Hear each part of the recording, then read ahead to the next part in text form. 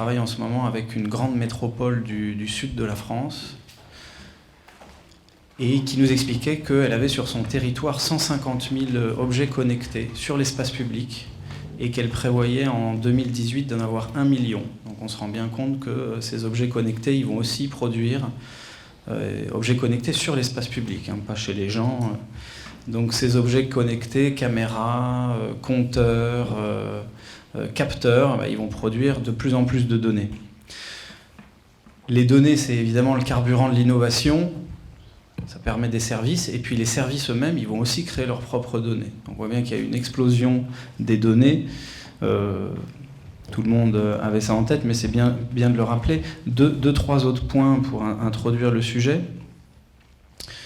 Et je suis content qu'on ait une collectivité en tribune, parce que les territoires et les collectivités, elles sont aussi au cœur de plusieurs mouvements et tensions sur le sujet des données. D'abord, on en a parlé, le mouvement de l'open data, qu'on observe en France depuis 2010.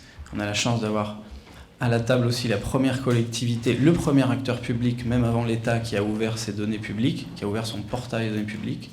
Je suis très fier que la Caisse des dépôts ait aussi accompagné Rennes à ce moment-là.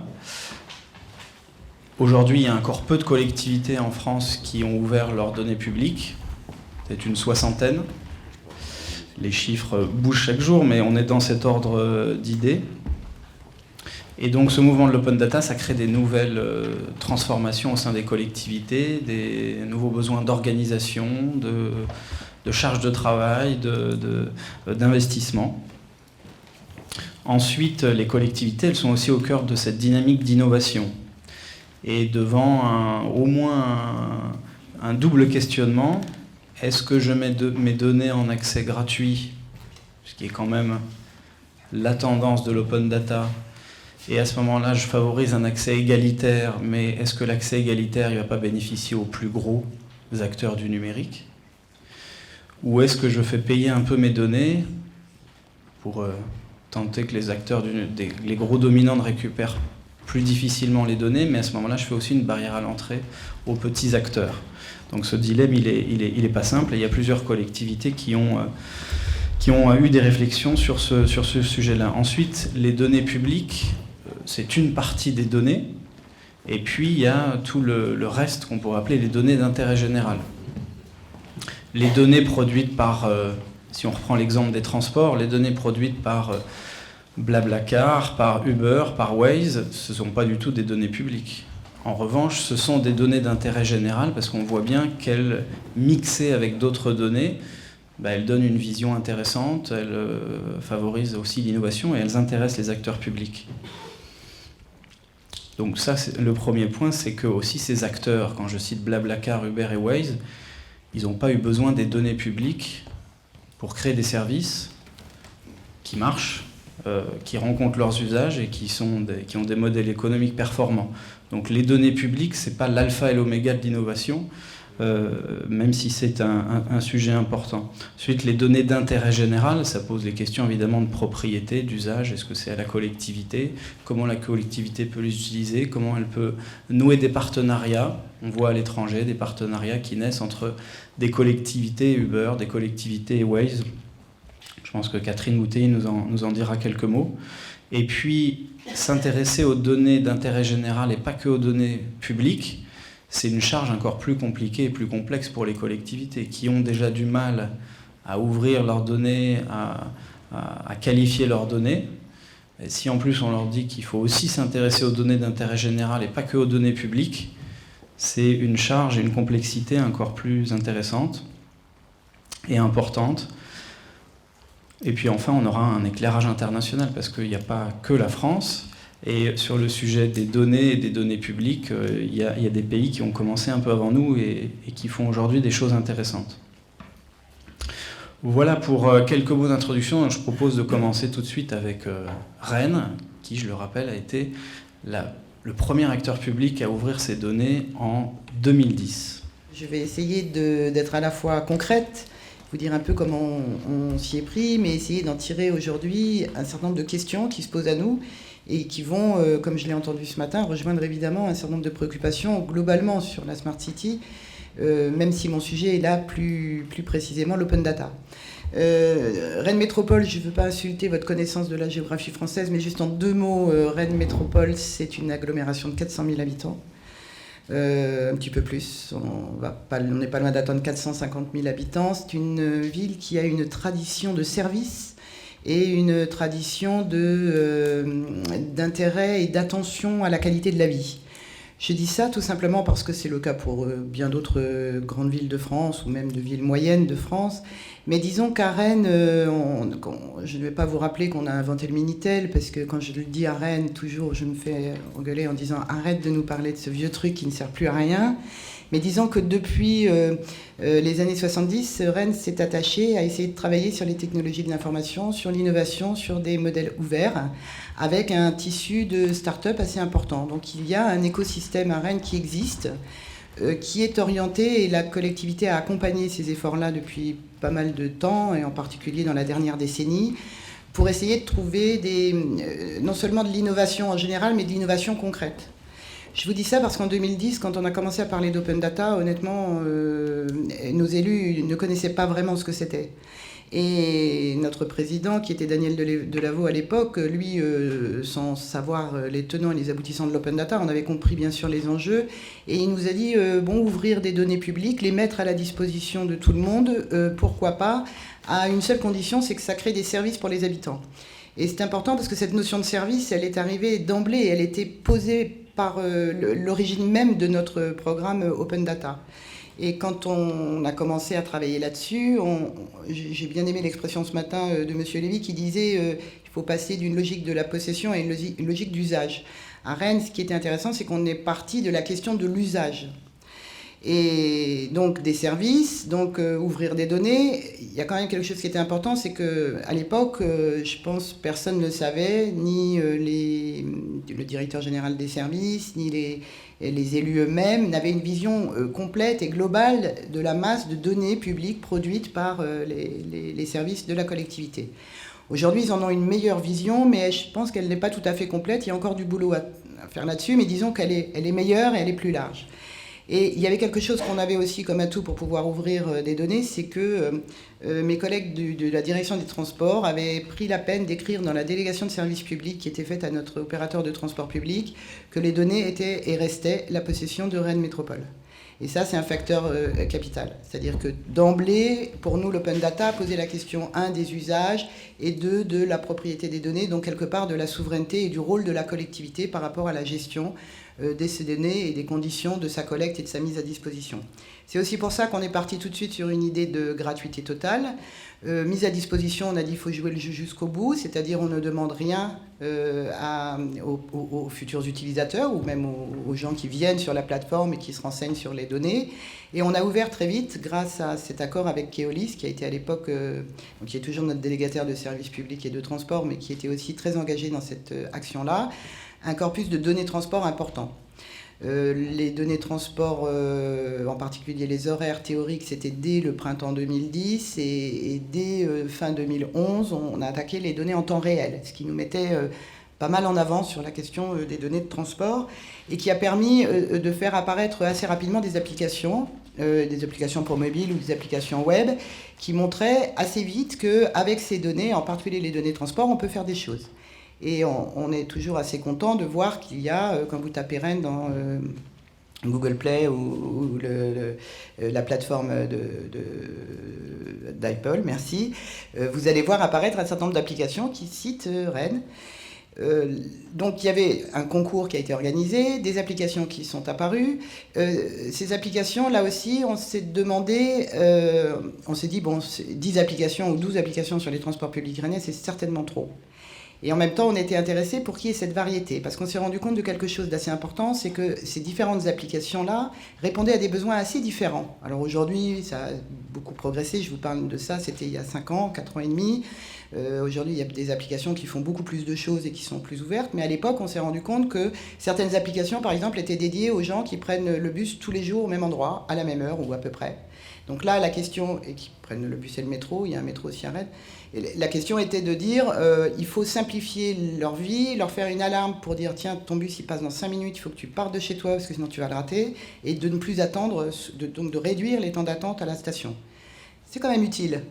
Une autre appli était beaucoup plus orientée sur les gens qui ne savent pas où sont les bus ou le métro à proximité. Et donc, on travaillait beaucoup plus sur la question de qu'est-ce que j'ai comme système de transport à proximité. Et donc, avec des calculs d'itinéraire assez intéressants et qui donnaient tout de suite une information en disant, voilà, 3 rues de là, tu as une station de vélo en libre-service que tu peux prendre. Et puis après, tu vas à la gare, tu prends le métro et tu rentres chez toi. Ça, c'était aussi intéressant de voir la diversité des approches de ces applications-là. C'est posé quand même assez rapidement la question de la pérennité de ces applications. C'est-à-dire les transports, par définition, et les horaires en particulier, ça change tout le temps. Donc il faut que ces applications, pour qu'elles restent pertinentes, il faut qu'elles fassent des mises à jour régulières, qu'elles s'intéressent à l'évolution des transports, à l'évolution des technologies. Pour des applications qui étaient pour la plupart réalisées par des... C'était assez curieux, ça je ne vous l'ai pas dit, mais sur le concours, on a eu une 50aine de réponses. Il y avait un tiers qui étaient des entreprises qui existaient déjà, des startups ou des entreprises existantes, et puis un gros tiers d'applications qui nous ont été proposées par des informaticiens, des développeurs qui travaillaient déjà dans des boîtes d'informatique, mais qui ne travaillaient pas forcément sur des solutions mobiles, et qui l'ont fait à titre personnel, et donc quelque part bénévole au départ. Le concours les a aidés, pour certaines en tout cas, à continuer, mais il s'est posé très vite. On a parlé ce matin du business model des applications, bon, pas tellement le problème de l'open data, mais plus généralement le problème des applications mobiles. Mais en tout cas, on s'est rendu compte qu'il y avait un certain nombre de gens qui voulaient maintenir leurs applications, même si ça ne leur rapportait pas vraiment d'argent, de façon à être positionnés pour plus tard. On s'était bien rendu compte aussi qu'une des valeurs qu'on peut apporter dans ce genre de choses, c'est que si vous faites une appli à Rennes et que vous êtes capable de la développer pour Strasbourg, Marseille, Montpellier, Lille, eh bien forcément vous aurez plus d'impact et plus de présence et ça sera plus pertinent. Donc la question de l'open data rennais s'est très vite posée comme étant et où est-ce qu'il y a d'autres données du même type qui sont ouvertes et qui sont compatibles avec les nôtres. Donc l'échelle dont on parlait ce matin, c'était l'échelle de la métropole, mais très vite ça a été une échelle plutôt de coopération avec d'autres métropoles similaires à la nôtre. Par rapport à cette histoire de positionnement de la collectivité par rapport à ces données, la question de la collectivité comme tiers de confiance s'est posée aussi immédiatement. On nous disait, voilà, il y a des applis, mais comment je peux savoir que cette appli, elle est correcte ou pas ? Et on a quand même fait une appli officielle de transport, pas tout de suite, fin 2012 seulement. Et aujourd'hui... je ne sais pas si mes collègues seraient très contents que je vous le dise avec mon sourire habituel, c'est-à-dire que cette appli officielle, elle marche moins bien que les applis précédentes. Donc on a quand même dépensé un peu d'argent, c'était pas mal, mais ça faisait partie du contrat avec les boîtes. Bon. Mais ça prouve quand même que c'est pas forcément nécessaire que la collectivité fasse tout, toujours toute seule. Ça aussi, c'était une idée qui s'est développée et qui a été portée de façon très concrète par l'open data. Et aussi que la collectivité avait un rôle de mise en confiance par rapport aux usagers. Donc on a développé un programme de labellisation, c'est-à-dire qu'on a proposé aux applications qui le souhaitaient, aux entreprises qui le souhaitaient, de répondre à un cahier des charges qu'on analyse. C'est pas mal parce que ça renforce effectivement la légitimité de certaines applications, ça les aide en communication, c'est lourd à porter, hein, je vous le dis, ça veut dire que tous les ans il y a beaucoup de boulot à faire pour analyser ces fameuses données et que finalement c'est un point qui reste, on est un peu volontaire donc on le fait, mais je ne suis pas sûre qu'à terme ça soit tout à fait le système qu'il faille conserver. Et puis il y a une deuxième question au-delà de l'histoire du tiers de confiance qui a été assez vite, on s'est rendu compte que la qualité de la donnée était primordiale. Non seulement la qualité pour qu'on puisse mettre des données importantes en diffusion et qu'elles soient utilisées, mais aussi la qualité par rapport au type de données qui sont produites ou diffusées par d'autres collectivités, c'est-à-dire toute la question de l'interopérabilité. Qualité des données, ça on rentrait plus dans le dur parce que premier objectif, je vous ai dit, rendre des services à la population. Deuxième objectif qui est arrivé tout de suite avec et qui était dans l'air du temps aussi, c'était transparence, voilà, possibilité pour les citoyens d'avoir une meilleure connaissance de ce qui se passe en leur nom et de l'action publique. Il y a troisième objectif qui est arrivé progressivement et qui aujourd'hui, à mon avis, est premier, c'est comment est-ce que l'open data sert à améliorer la production des services publics eux-mêmes. quand vous allez dans les services, comme je l'ai fait beaucoup, en leur disant « Tiens, toi, tu as quoi comme données ? Qu'est-ce que tu pourrais ouvrir ? Qu'est-ce qu'on pourrait mettre à disposition ?» Vous vous rendez compte, que beaucoup de données sont collectées par plusieurs services différents, gérées parfois par plusieurs services différents et mises à jour par plusieurs services différents, et pas au même moment. Vous imaginez donc le résultat. Et là, on sait bien, ce travail autour de l'open data a bien mis en évidence les dysfonctionnements qu'il pouvait y avoir et comment est-ce qu'on pouvait essayer d'avoir un système plus rationnel et plus efficient de façon à ce que finalement il n'y ait qu'un point central de diffusion de la donnée. Ce point central de diffusion de la donnée nous permettait de travailler un peu plus en amont sur les conditions de la collecte et sur les conditions de production de ces données. L'étape suivante, ça a été de dire, on a eu beaucoup de services qui nous ont... Enfin, à Rennes, c'est assez curieux, jamais personne m'a dit non. Jamais personne m'a dit, ben non, l'open data, je m'en fiche. Et puis d'ailleurs, pourquoi on ne les vend pas alors qu'on devrait pouvoir les tuer ? Pourquoi elles sont gratuites alors qu'on devrait les vendre ? Puis ça, c'est mon petit pouvoir et je le garde. Personne ne disait ça. Mais par contre, beaucoup me disaient, oui, mais je le ferai quand je pourrai, quand j'aurai le temps, et puis c'est lourd, et puis ça ne me sert à rien. L'intérêt général n'étant pas la somme des intérêts particuliers, c'est parfois difficile d'expliquer aux gens qu'il va falloir qu'ils fassent un peu plus de boulot aujourd'hui pour que globalement, demain, tout le monde en profite. Et la stratégie qu'on a adoptée à ce moment-là, c'est de dire, j'allais plus voir les services les mains vides, je leur disais, voilà, vous êtes service des sports, et vous avez un devoir d'information sur les équipements publics ouverts, équipements de plein air. Vous avez un devoir d'information des habitants. Pourquoi est-ce qu'on ne ferait pas une application qui vous permettrait de diffuser cette information-là ? En échange, vous regardez vos données, vous les nettoyez, vous les rendez efficaces, et on les met en open data. Et donc là, on a travaillé avec une start-up nantaise sur ce projet précis qui s'appelle JouSport. Et il y avait comme ça quelque chose qui commençait à se mettre en place, qui était une espèce de cercle d'interaction, c'est-à-dire j'ouvre mes données parce que j'ai besoin d'une information plus pertinente, plus ouverte. Et puis, comme je le fais, j'améliore mes données. Et comme mes données sont améliorées, je peux les ouvrir et les rendre compatibles avec d'autres systèmes. Bon, je ne dis pas que ça marche à chaque fois, mais c'est quelque chose qu'on essaye de défendre et qu'on essaye de réfléchir de cette façon-là. Enfin, il y a un troisième élément que je voulais apporter à votre connaissance, c'est que la question est souvent posée des données personnelles. Parce qu'on se rend bien compte aussi qu'une donnée de qualité, elle est utile, mais si vous avez 2 ou 3 types de données différentes et de bonne qualité, vous faites encore mieux.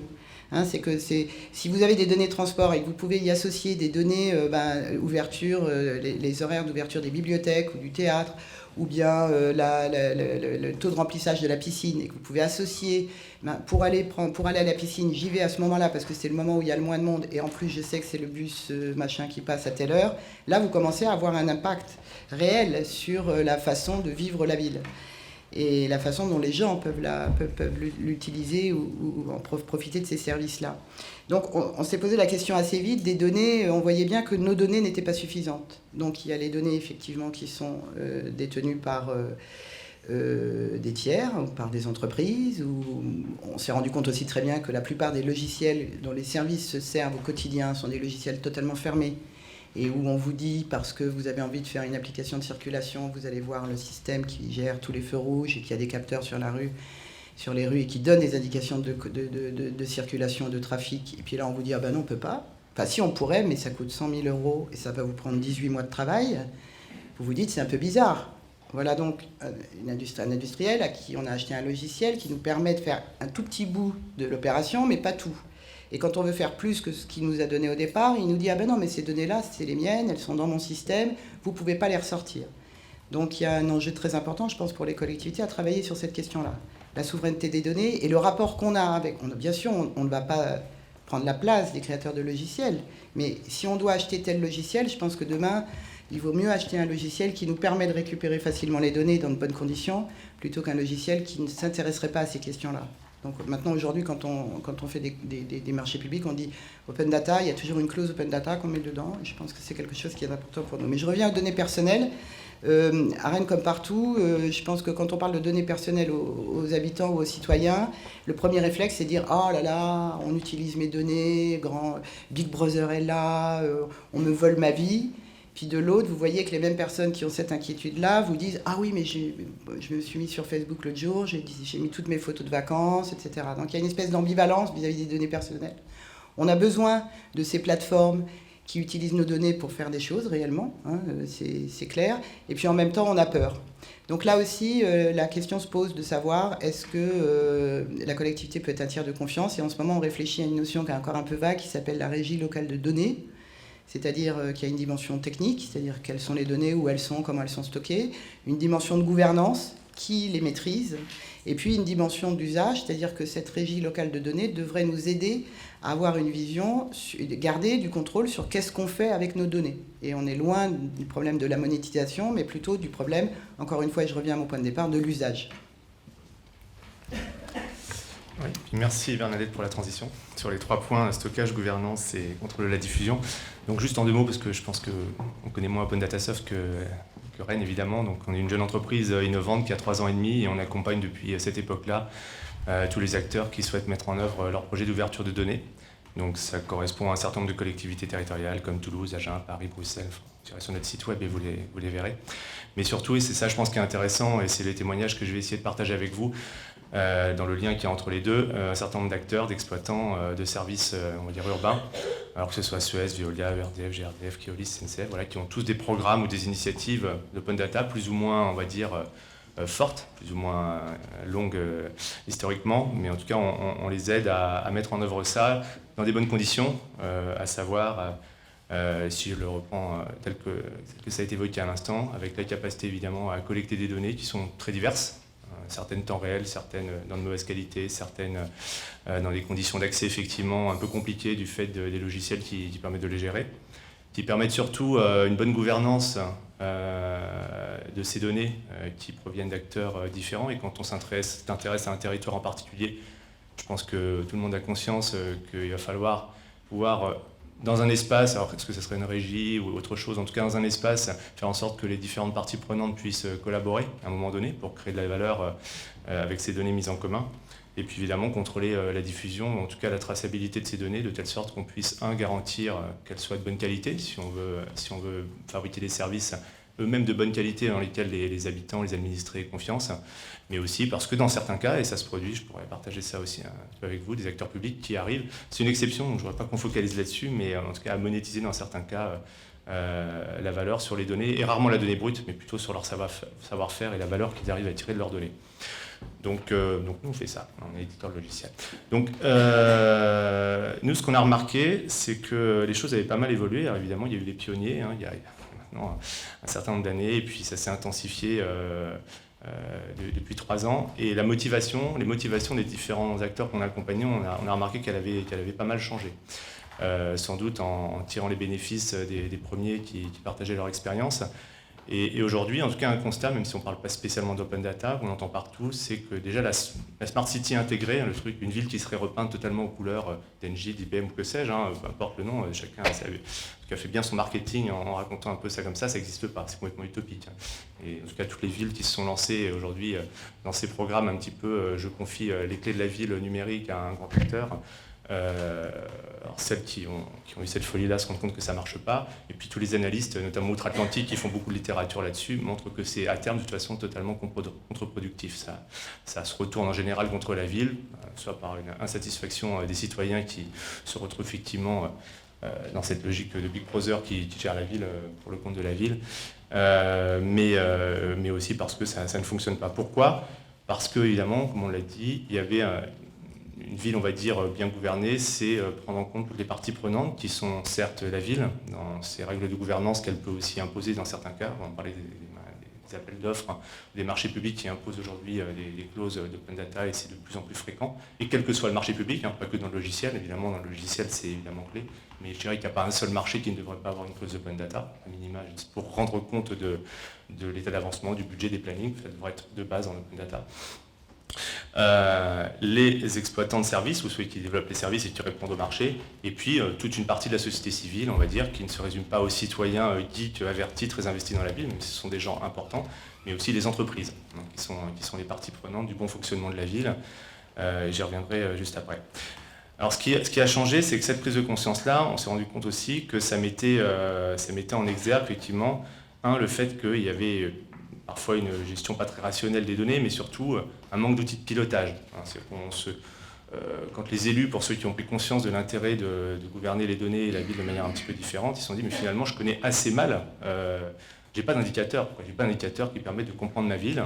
Et là on ne parle pas de choses techniques, on parle juste de fait d'organisation souvent en silo. Alors j'ai des indicateurs sur la voirie, j'ai des indicateurs sur ceci, des indicateurs sur le social, des indicateurs, mais moi en tant qu'élu et que je sois de la majorité de l'opposition, finalement, qu'est-ce qui fait que je connais bien ma ville et que je vais pouvoir la piloter, être réactif, être efficace, performant dans une réunion publique, sans avoir à mettre en branle des armées de conseillers quand j'en ai, évidemment, à chaque fois qu'une question se pose, sans garantie que ce qu'on me fournisse soit d'ailleurs de bonne qualité, vu l'organisation qu'il y a en back-office. Donc ça pose des vraies questions. Et c'est ça souvent qui finit quand il y a besoin de convaincre, en tout cas les élus les plus motivés, d'aller dans ces démarches d'ouverture et de partage de données. Parce que finalement, un des principaux bénéfices qu'on peut attendre de l'open data, c'est évidemment pour la collectivité elle-même, en tant que municipalité, on va dire, en tant que personnes qui ont été élues pour ensuite faire les choses de manière plus efficace, performante et rendre service. Donc ce dont on se rend compte assez vite finalement, c'est que l'open data, c'est pas qu'une mission, je dirais, d'ouverture de données de la part des villes, mais c'est aussi un énorme gisement d'informations et de données dont il peut tirer bénéfice.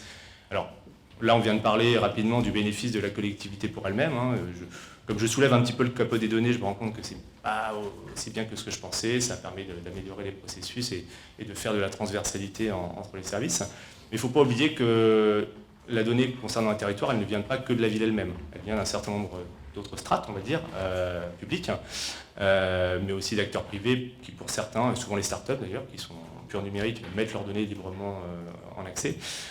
Et donc les collectivités peuvent tirer parti de ces données en open data. Il faut voir qu'aujourd'hui, nous, à chaque fois qu'on met en œuvre, on va dire qu'un portail de ville est mis en œuvre avec nos solutions, à chaque fois, la ville elle-même, enfin ville, département, région, reconsomme, republie et réutilise pour soi-même des données qui viennent de l'INSEE, de la prévision météo, d'Infogreffe qui va ouvrir aujourd'hui son portail Open Data, donc les données des entreprises avec radiation, création évidemment très important pour un territoire. Donc toutes ces données-là, et je la liste, ça prendrait des heures pour la faire, allez sur le portail Etalab et vous verrez en tout cas la diversité des données publiques au niveau national qui existent.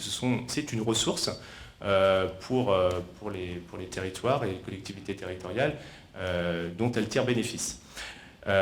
Mais plus loin que ça, parce que finalement, souvent, on se rend compte qu'il y a un peu des postures. Alors, la ville, c'est assez normal qu'elle réagisse comme ça. Mais c'est la même chose pour les industriels. Donc, comme je vous le disais, nous, on va dire, dans nos clients, finalement, une cinquantaine de clients, on a un tiers qui sont des collectivités, les deux tiers des entreprises. Et dans ces deux tiers, la moitié, donc on va dire un tiers du total, qui sont dans une démarche, on va dire, autour de l'open data.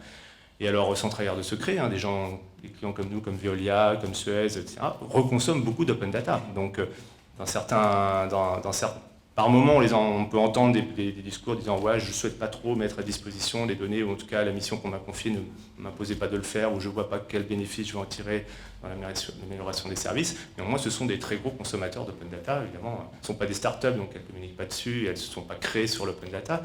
Mais quand vous avez maintenant un accès public et gratuit, les prévisions météo à la maille 1,3 km sur 36 heures, quand vous avez Infogreffe qui est disponible, quand vous avez les données de l'eau qui sont disponibles, pas facilement, mais en open data, il faut évidemment imaginer que c'est une ressource qui avant n'était pas simplement accessible et pas forcément simplement valorisée par ces industriels. Donc à un moment donné, on se rend bien compte que peu ou prou, quelles que soient finalement pour l'instant un peu les postures qu'on entend à droite à gauche, il y a quelque chose qui est en train de se créer grâce à l'open data, grâce en tout cas à des mécanismes de partage de données, c'est qu'il y a un réseau, comme un réseau social finalement, où les gens commencent finalement à s'interconnecter grâce à la donnée. On n'en est pas encore au stade de régie, je ne sais pas d'ailleurs si, alors à l'échelle d'une ville ça me paraît légitime, après à l'échelle nationale c'est beaucoup plus discutable, mais en tout cas on voit que la donnée permet d'interconnecter pas mal de choses et donc de favoriser l'émergence de nouveaux services. Dernier axe, je dirais, qu'on constate aussi, c'est donc la volonté d'impliquer des nouveaux acteurs dont on parle assez peu finalement dès qu'on parle de la Smart City, parce que souvent quand on parle de Smart City, on parle de la ville elle-même et de ses, des opérateurs traditionnels d'infrastructures ou de services, qui d'ailleurs ont des modèles économiques très différents. Je pense qu'on ne peut pas comparer un JC Decaux, qui est évidemment un gros opérateur de services, et puis un énergéticien, c'est des modèles très différents. L'un plus compatible avec le numérique que l'autre d'ailleurs, et puis les nouveaux acteurs qui finalement ont un contact direct avec le citoyen, ou en tout cas la personne qui vit la ville, c'est pas forcément que l'habitant d'ailleurs. Chaque ville peut avoir des problématiques différentes d'attractivité, on peut s'intéresser des fois plus aux touristes qu'aux habitants eux-mêmes, les touristes étant plus nombreux dans certains cas, à certaines époques dans une ville. Donc tout ça pour dire qu'il y a des gens qui ont des contacts directs avec eux. Donc, que ce soit chacun d'entre nous via notre téléphone mobile, on a un contact avec un opérateur mobile. Donc de ce fait-là, je pense que ça a dû être évoqué précédemment, en tout cas c'est bien connu, l'exploitation des traces GSM pour connaître je dirais, les affluences, les passages des uns et des autres dans la ville, tout en respectant la vie privée, ce sont des services aujourd'hui sur lesquels Orange et SFR, oui, développent un courant d'affaires non négligeable. Donc on peut estimer que les industriels aussi peuvent tirer parti des données et développer un certain nombre de services au bénéfice de la ville. Et je pense que là, il y a un aspect un peu gagnant-gagnant finalement, qui fait que chacun en tire bénéfice. Mais on voit aussi des nouveaux acteurs, c'est-à-dire qui sont encore plus cette fois-ci indépendants des infrastructures. Aujourd'hui, il faut voir que, et je pense que leur ouverture de leur premier bureau là, il y a quelques jours en France va montrer qu'il y a des exemples effectivement de collaboration avec les villes, mais une société comme Waze, donc, vous connaissez probablement tous cette application qui a largement, je dirais, tout ce qui pouvait exister comme système de navigation type TomTom et autres. C'est totalement collaboratif, c'est une filiale de Google. Et donc ce sont des gens qui, effectivement, maintenant, passent des partenariats, des accords, des collaborations. Je sais pas, ça prend des formes juridiques très différentes d'un pays à l'autre, évidemment, avec les villes. Donc aujourd'hui, si vous voulez avoir une idée de quel est le niveau d'affluence, de circulation, d'encombrement de vos villes, les données de Waze, je dirais, sont quasiment incontournables, en tout cas en France c'est le cas. Et évidemment, des villes comme Paris, Bruxelles ou autres signent des accords avec ces villes-là, ne serait-ce que parce que c'est le moyen le plus économique d'avoir l'information. Alors ce que fait Waze, c'est pas de mettre à disposition ces données brutes, évidemment, elle ne donne pas les données des individus nommément. En revanche, elle met à disposition ces données. Alors vous allez me dire, pourquoi elle le fait gratuitement ? Parce qu'elle est dans un nouveau modèle. Alors c'est sûr que c'est plus facile quand on s'appelle Waze, on a juste des applications mobiles à déployer, puis à mettre un peu de serveur derrière. On n'a pas des routes à entretenir, on n'a pas des infrastructures, des usines à faire tourner, mais ce sont des gens qui ont un modèle effectivement relativement lié à la pub. Donc maintenant, quand vous allez dans Waze, vous allez avoir la pub, c'est pas que les pubs sur Google, c'est la pub, c'est Page Jaune. Donc Page Jaune a passé un accord avec Google, donc probablement que vous allez avoir des mises en avant de commerçants via Page Jaune dans Waze demain. Donc vous avez des acteurs, on va dire, du pur du numérique, si je puis dire ainsi, en tout cas de l'immatériel, qui gèrent une relation directe avec l'habitant, le citoyen. Et alors où est la ville, où est la gouvernance du territoire dans tout ça ? En tout cas, je ne sais pas la réponse, ce que ça donnera à terme, mais il y a un certain nombre de territoires qui passent des partenariats ou des accords avec ces villes-là. Il n'y a pas besoin de passer de marché, puisque finalement c'est une espèce de donnant-donnant, c'est une sorte de troc. Voilà. Enfin, vous êtes là, vous avez accès aux données de toute manière, donc moi je suis bien content d'utiliser vos données. Alors c'est pas que les gros acteurs américains, si on prend des sociétés françaises de plus petite taille, il y a des gens comme Netatmo, des gens qui sont assez célèbres pour les petites stations météo domestiques. Il y en a plus de 9000 en France sur les balcons des particuliers. Donc ça vaut ce que ça vaut, mais enfin il y a 9000 stations météo qui mesurent la météo en permanence. Donc il y a beaucoup d'informations évidemment locales. WeThings, alors les gens qui achètent des balances connectées, c'est peut-être pas représentatif de la moyenne de la population, mais grâce à ça, ils mettent leurs données gratuitement aussi à disposition via des API. Et donc ça peut permettre de connaître l'évolution de la surcharge ou de la charge pondérale, on va dire, des uns et des autres sur un territoire, et en tout cas de voir l'évolution. Donc toutes ces données-là, qui concernent finalement tous les sujets, sont disponibles. Donc si on fait la somme de l'open data, on va dire national, l'open data des villes, l'open data qui vient de ces sociétés, et évidemment sans oublier celles qui vont jouer le jeu, comme ça a été mentionné pour Keolis, mais je pense qu'on peut aussi citer dans l'ouest de la France des acteurs de la presse, comme Ouest France, qui maintenant, ça n'a pas toujours été le cas, mais a décidé de passer en open data. Et donc si on veut avoir, un peu comme Page Jaune, toute l'information locale d'un territoire sur l'ouest de la France, je pense que le meilleur pourvoyeur de cette information-là, c'est un acteur type Ouest France. Il y en a peut-être d'autres, et donc eux aussi, en tant que média, réinventent son modèle et disent je fais de l'open data, c'est gratuit. Et donc ça veut dire quoi ? Ça veut dire que ce sont des gens qui acceptent à un moment donné de remettre complètement en cause évidemment leur modèle économique et de se dire maintenant je vais fabriquer des services à valeur ajoutée qui ne vont pas simplement de mettre un tuyau à la sortie des données. Aujourd'hui tout le monde est bien conscient que ça n'a pas de valeur, ou alors de façon très, très court-termiste, mettre les données un tuyau et juste faire payer à l'ouverture du robinet. Ça a assez peu de valeur. En revanche, le fait de développer des services à valeur ajoutée sur la compréhension des territoires, que je peux pour le coup vendre aux villes, que je peux vendre aux industriels, que je peux vendre à des cabinets d'études, etc., ça a beaucoup de valeur et c'est là qu'on voit des nouveaux modèles se créer. Donc, nous, ce qu'on retient de tout ça, c'est qu'il y a une velléité à aller de plus en plus vers une ville connectée, mais qui ne se résume pas à une ville des capteurs, même si c'est une réalité, la ville des capteurs. Et surtout parce qu'on est aujourd'hui dans une ère des capteurs low cost, et c'est ça qui est le plus important, c'est pas tant la révolution de l'IoT que le fait qu'aujourd'hui, il y a une baisse dramatique, vraiment très forte des coûts. C'est-à-dire qu'aujourd'hui, faire circuler la donnée pour les capteurs, alors il y a différentes offres sur le marché, hein, évidemment, il y a Sigfox, il y a Orange avec LoRa, il y a Bouygues, etc. Donc chacun peut jouer avec son réseau, mais enfin en tout cas, on va dire qu'on peut faire communiquer les capteurs de manière low cost.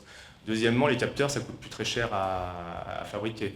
Imaginez par exemple, je sors un petit peu du champ des collectivités, mais je pense qu'on pourrait complètement le transposer. Hein. Une société comme SNCF, hein, très engagée dans le programme d'open data et de transparence d'ailleurs,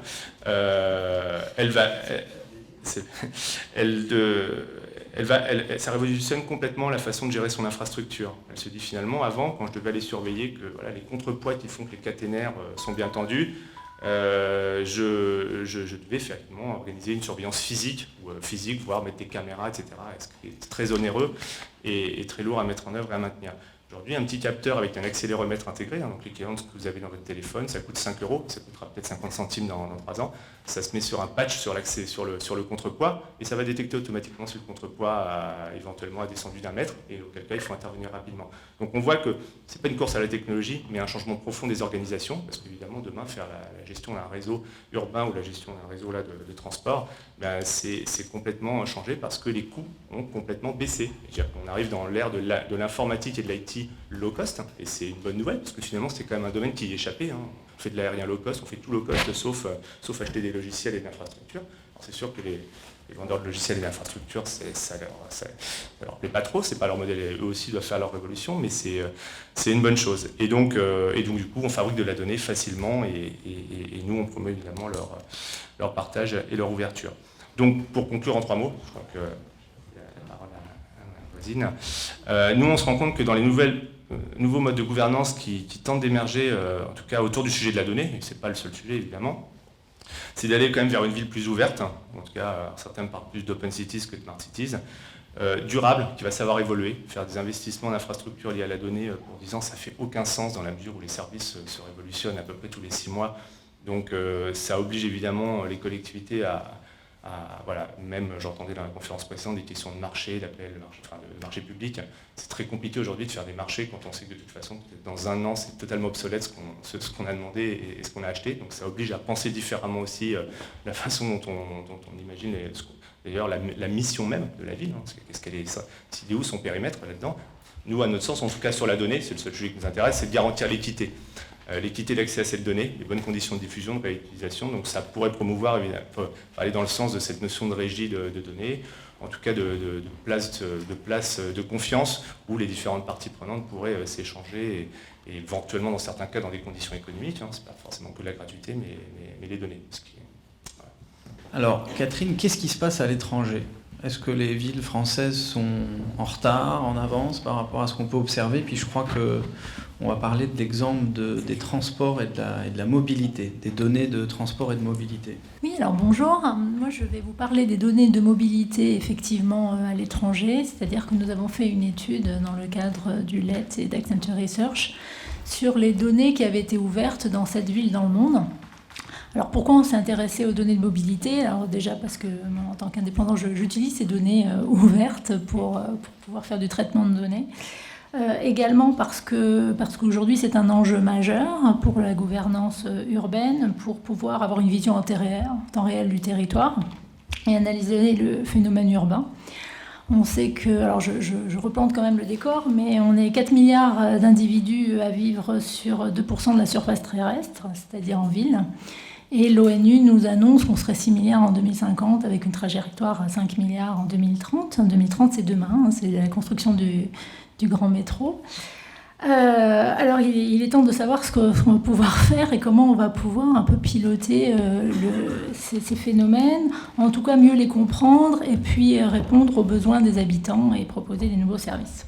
Alors, normalement, j'avais 4 slides, je ne peux pas les projeter pour des raisons techniques.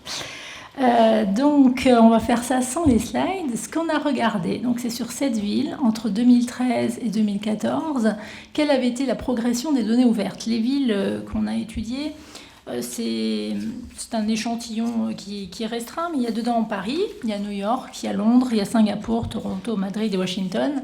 Alors je vais vous parler surtout aujourd'hui de Paris, de Londres et de Singapour, mais on pourra parler des autres parce que je pense que ce sont des modèles un petit peu différents. Moi, à chaque fois, je vais essayer de vous montrer un peu la stratégie qui a sous-tendu les autorités organisatrices pour ouvrir les données. Les données qui sont ouvertes, elles sont de 4 ordres pour moi. Elles sont soit géographiques, donc ce sont des données géolocalisées, soit informatives, soit des données de temps réel, et soit des données statistiques. La donnée temps réel, on en parle beaucoup parce que c'est celle où on estime qu'il va y avoir le plus de retours. On va pouvoir développer des applications, inventer des nouveaux services. Donc la donnée temps réel, elle nous paraissait être la plus précieuse. C'est effectivement la plus rare. Elle est ouverte dans 13% des cas, avec des pics. On a Londres qui ouvre 27% de ses données. Les 27% des données ouvertes par Londres sont des données en temps réel. Et puis Paris, on a un petit 6%. Ça progresse doucement. On est parti de rien en 2013. Aujourd'hui, on a 6 jeux de données. On a Transilien, on a les vélos. Il semblerait qu'on ait peut-être les taxis, mais bon, bref. Vous avez à côté des géants de la donnée ouverte comme Singapour. Vous avez 80 jeux de données ouverts sur Singapour. Alors ça aurait été plus simple si je vous avais projeté tout ça joliment. Mais bon, retenez que Singapour, ils explosent en données ouvertes. Par contre, les données temps réel, ils en ont quand même 14%. Et certes, ils ont des données temps réel, mais ce n'est pas la majorité. Et entre 2013 et 2014, ils ont poursuivi leur ouverture, mais pas sur la donnée en temps réel, sur la donnée statistique.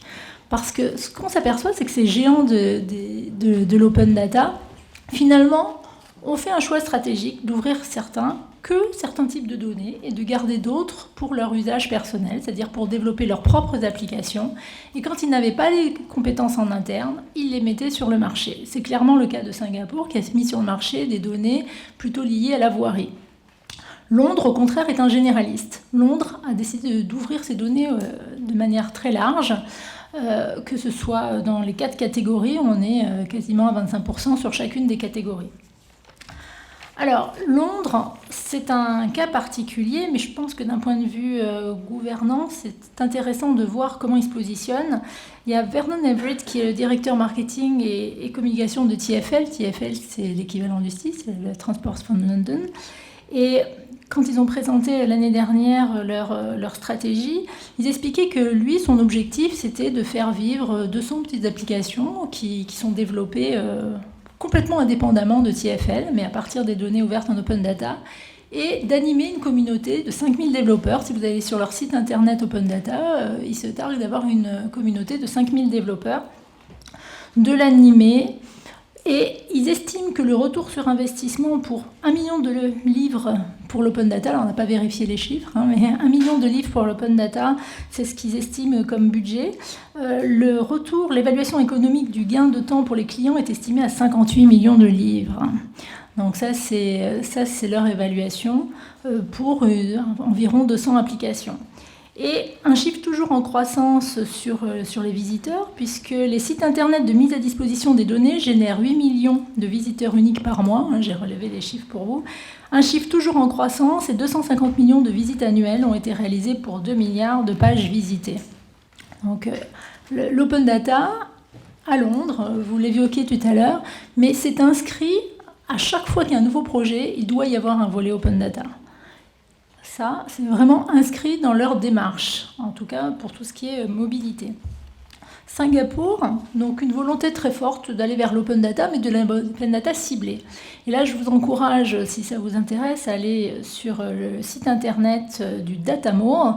Ils ont créé une plateforme où vous pouvez consulter toutes les données ouvertes avec des exemples d'applications, des exemples de services possibles. Et on vous invite donc à aller consulter ces données après avoir clairement expliqué ce que vous vouliez en faire. Et puis avoir donné un certain nombre de caractéristiques de votre entreprise. Ce qu'on a observé entre 2013 et 2014, c'est que finalement, il y avait une restriction des accès quand même à la donnée. C'est-à-dire la donnée est toujours ouverte, elle est libre, elle n'est pas payante, elle est parfaitement gratuite, mais on vous demande de vous enregistrer, de donner un certain nombre d'éléments, de manière à pouvoir rentrer en contact avec vous si nécessaire. Ce n'était pas le cas en 2013. En 2013, quand on avait fait cette première étude où on avait été regarder chaque jeu de données, on arrivait à télécharger relativement facilement l'année suivante. Et puis donc on a un petit peu modélé ça. Alors cette étude, elle est publique, elle a été publiée dans Ville Rail et Transport l'année dernière, et puis elle a été remise à jour. Paris, Paris, quand on a regardé de près, on avance un petit peu en ordre dispersé, mais on avance. On a été même champion des données ouvertes très récemment. Alors, plusieurs niveaux, SNCF, RATP, mairie de Paris, chacun a son site. On a aussi le data.gouv. Il y a une volonté certaine de faire émerger des données qui remonteraient à un certain nombre d'applications telles que Sound City, dans ma rue, pour collecter aussi les données des habitants. Il n'y a pas que les données de mobilité. Et normalement, j'aurais fait le lien avec une superbe carte de toutes les données qu'on peut avoir à disposition. Parce qu'aujourd'hui, on ne peut pas imaginer raisonner en silo. Je crois que tous mes collègues l'ont vraiment dit. On a à disposition un certain nombre de données massives. Et je crois que tous les acteurs ou industriels, aujourd'hui, combinent de la donnée. Donc on ne peut pas faire sans combiner cette donnée. Alors normalement, on a parlé de données circulaires. Alors j'ai une superbe roue des données de mobilité. Alors c'est comme quand je donne mes cours à la fac. Donc on a une superbe roue des données de mobilité. Mais vous avez à la fois des données qui proviennent des utilisateurs et on a aussi les données qui proviennent de nos réseaux. Alors on a beaucoup parlé dans la première table ronde des données de réseau, des données de production, que ce soit les données de trafic, de ponctualité, d'embarquer, les données énergétiques, etc. Mais on ne peut plus concevoir de ne pas mettre en regard de ces données les données des utilisateurs. Et les données des utilisateurs, on les a à la fois avec de l'information qui est remontée, soit des transactions de paiement, soit des transactions électroniques, des informations de déplacement sur les multiples supports qu'on peut avoir, que ce soit carte bancaire, que ce soit carte de transport. On a également toutes les données socio-démographiques. Ces données-là, qui les pilote, qui les gère et à quel endroit, sur quelle plateforme peut-on y avoir accès. Le problème de la plateforme, je ne sais pas si vous avez entendu parler d'un projet universitaire à Singapour qui s'appelle le Live Singapour du MIT. Donc le MIT Sensible City Lab a mis en place une plateforme et à remonter les données énergétiques, à remonter des données de déplacement, à remonter des données météorologiques et à montrer ce qu'on pouvait arriver à produire comme indicateur si on mariait toutes ces données. Cela dit, pour le faire, c'est une plateforme universitaire.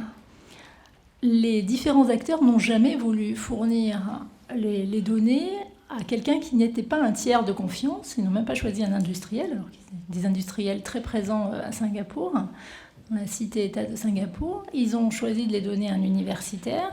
Et il y a un très très bel article de recherche co-signé par M. Ratti du MIT qui explique bien que le devenir de cette plateforme pose question qui reprend la gouvernance de cette plateforme. Ce n'est pas le MIT qui a pour vocation de garder cette plateforme en son sein, même s'il a montré avec brio. Enfin, il y a un magnifique film de 1 minute 49 que je vous conseille d'aller voir sur qu'est-ce qu'on peut visualiser avec toutes ces données si on les marie entre elles.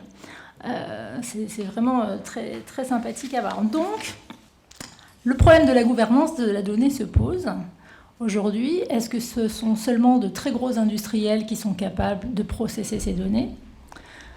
À ce moment-là, est-ce que ce sont des super modèles ? Est-ce qu'on veut aller vers de la super modélisation et on en sait les limites ? Alors, il y a des très beaux projets qui existent. Siemens a son projet Crystal Center, je vais les citer tous. Il y a IBM qui a son Rio Operation Center à Rio, donc Cisco avec Sangdo ou en Corée.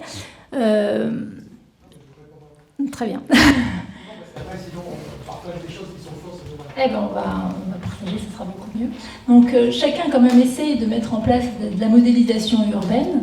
Et moi je reste sur cet article de recherche qui disait il faut d'abord définir quels sont les besoins, il faut que les instances, les pouvoirs publics se positionnent quelque part pour dire qu'est-ce qu'ils veulent remonter comme information, pour le bénéfice de qui et pour quel type de service. Et puis qu'est-ce qui se passe si on n'ouvre pas les données, si on ne les partage pas ? Il se passe quand même des choses, alors c'était un peu provocateur, mais on a des petites applications qui, CityMapper pour ne pas la citer, qui fait un peu le buzz en ce moment en disant nous, si vous ne donnez pas les données, on les produit de toute manière. Alors, on sait déjà, Waze qui a été cité, produit du floating card data, produit de la donnée tout le monde produit de la donnée, mais aujourd'hui il y a cette menace peut-être d'avoir des acteurs divers, privés, qui vont commencer à produire des données sur la ville, qui peuvent être partagées, mais qui peuvent aussi nous échapper, et qu'il conviendrait quand même peut-être de faire revenir dans le giron des autorités organisatrices, à travers des partenariats, pour faire remonter cette information, la fiabiliser et peut-être même la labelliser. Voilà un petit peu ce que j'avais à dire. Il faut remettre ce qui est à sa place. Rio, on a fait un projet de simulation de risque à la demande du maire sur des glissements de terrain. Derrière, le maire a souhaité faire un centre opérationnel pour contrôler le risque et la sécurité maintenant de transport. Ce centre opérationnel est opéré aujourd'hui par une filiale d'Engie. IBM n'a rien à voir là-dedans, mais rien à voir du tout. On a fait un outil de simulation. C'est une simplification qui est faite de dire « regardez ces grandes entreprises », et c'est absolument faux. Aujourd'hui, le cas de Montpellier, c'est une plateforme qui est dans les mains de Montpellier, dans laquelle on a fait un partenariat avec les universités, les startups et les opérateurs nécessaires. Et derrière, ils ont les données qui sont ouvertes et qui ont donné d'ailleurs lieu à un hackathon, je passe les détails. Donc on donne des outils à des autorités publiques ou à des opérateurs. Dernière chose, vous avez parlé de Waze. Waze aujourd'hui, ce qui me gêne, moi, en tant à la fois qu'entreprise mais aussi qu'acteur public, dans mon autre rôle, c'est que c'est une société qui fait partie du groupe Google, qui fonctionne donc sur, entre guillemets, notre dos finalement, puisque le modèle de la publicité est sur notre dos. Enfin, après, on l'accepte aussi parce qu'on en a besoin. Hein, c'est le cercle, je donne quelque chose, puis bon, on m'en prend un peu. Et nous, en tout cas dans notre position sur les villes intelligentes, on considère que le pouvoir est à l'autorité publique. C'est à l'autorité publique de réguler l'information, notamment transport. Et donc, les partenariats que Waze a passés, notamment avec Boston, sont souvent extrêmement intéressants, puisque Boston récupère des données, l'enrichit, et redonne des informations, notamment des accidents ou des travaux sur la voie publique, que Waze, cette fois-ci, reporte comme une information publique. Voilà. Donc, il n'y a pas de méchante grande entreprise qui veut prendre la main sur quelque chose. Il n'y a pas que des petites gentilles entreprises. Voilà. Il n'y a pas de guerre de religion. Merci pour cette précision. Je vais juste citer ma source. C'était dans un article sur une publication du MIT qui s'est faite cette année, c'est un colloque en juillet, où il y a eu toute une réflexion justement sur la Smart City, sur la gouvernance des Smart Cities. Et c'est vrai qu'il y avait un article qui, de manière peut-être un peu manichéenne, catégorisait le bottom-up avec toutes ces myriades d'entreprises qui remontent d'informations, et à contrario des grosses entreprises qui faisaient du bottom-up et qui faisaient du gros modèle, du gros système, et qui redescendaient aussi l'information. Alors, est-ce qu'il y a des questions dans la salle? Oui.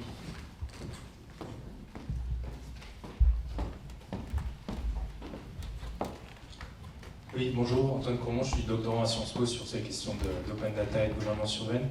J'ai une question plus spécifique sur, j'interviens cet après-midi à la dernière table ronde, mais j'ai une question là sur les régies de données qu'a évoqué Bernadette pour Rennes. Je voulais savoir dans quelle mesure, on sent bien que l'open data a fait émerger l'enjeu de la donnée comme enjeu de gouvernance, de gouvernement, mais quelle est la légitimité, les instruments possibles pour une collectivité pour vraiment gouverner les données de son territoire au-delà des données qu'elle possède en propre, donc à la fois les données d'autres acteurs publics sur le territoire, données d'entreprises privées, mais aussi les données des plateformes numériques qui aujourd'hui échappent totalement, à part dans le cadre de contrats ou de collaboration bien spécifiques comme Boston, qui échappent au périmètre de la collectivité. Quels sont les leviers possibles pour pouvoir gouverner vraiment la donnée territoriale? Oui, je reconnais bien, Antoine, ta connaissance du sujet, de la question et la complexité de la question. Je vais juste préciser une chose, c'est que je parle de régie locale de la donnée, c'est quelque chose qui est tout à fait à l'étude, c'est pas du tout un projet précis. Voilà, on a donné ce vocable régie locale de la donnée pour nous obliger justement à réfléchir sur cette question-là en particulier. Alors, nous on dit, et on essaye de voir jusqu'où on va pouvoir tenir cette idée-là, c'est que la légitimité de la collectivité, c'est que finalement, dans un territoire comme celui de Rennes, mais je pense que ça pourrait s'adapter à d'autres territoires, le représentant, la notion même de service public et d'intérêt général donne une certaine légitimité à la collectivité pour défendre cette question-là. Et que finalement, comme le disait tout à l'heure Jean-Marc Lazare, la question, elle est de trouver une gouvernance qui permette à chacun des partenaires ou chacun des acteurs de trouver son compte dans quelque chose qui serait un outil de régulation et de surveillance, de façon à garder encore une fois la souveraineté. Alors évidemment, les données d'intérêt général dont on parle là ne sont pas que des données publiques produites par la collectivité, il y a des données qui sont produites par d'autres, mais dans tous les cas, elles impactent la vie des citoyens et des habitants. Et donc finalement, les habitants sont en droit peut-être de réclamer aujourd'hui vis-à-vis de l'autorité politique et de l'action publique une plus grande présence sur ce terrain-là et des propositions concrètes. Encore une fois, je ne sais pas si on y arrivera et je ne sais pas si on a raison, mais c'est vers là qu'on va. Et si je peux ajouter juste un petit mot, parce que ça me fait penser à ce qu'on est en train de faire en ce moment avec le STIF. On est aussi dans cette réflexion-là, on les accompagne sur demain un futur dispositif. Alors je ne dis pas plateforme, parce que ça ne veut pas dire grand-chose, mais un dispositif ou une plateforme qui permette à tous les acteurs de la mobilité de partager des données, de les échanger, au moins pour l'Île-de-France. Et ça pose en effet la question de la stratégie publique, mais de laisser un caractère très opérationnel, très souple et très agile à ce dispositif, cette plateforme. Donc on est en plein dans ces réflexions-là. Quelle gouvernance, quelle structure, quel lien entre l'acteur public, qui doit être le garant de l'intérêt général et de l'objectif, et puis une structure très souple, très agile, qui va avoir des partenaires publics et privés. La question n'est pas simple, mais on y travaille en Île-de-France en ce moment. Bonjour, Dominique Bournonville, c'est peut-être en droite de continuité. Je suis juriste simplement et par rapport à l'intervenant de NJ tout à l'heure, j'étais un petit peu surpris de voir qu'on attendait un retour sur investissement d'une idée. Parce qu'a priori, ça ne se protège pas. Mais enfin, c'est pas grave. J'avais deux questions. La première, je n'entends pas du tout parler, par exemple, de comité d'éthique.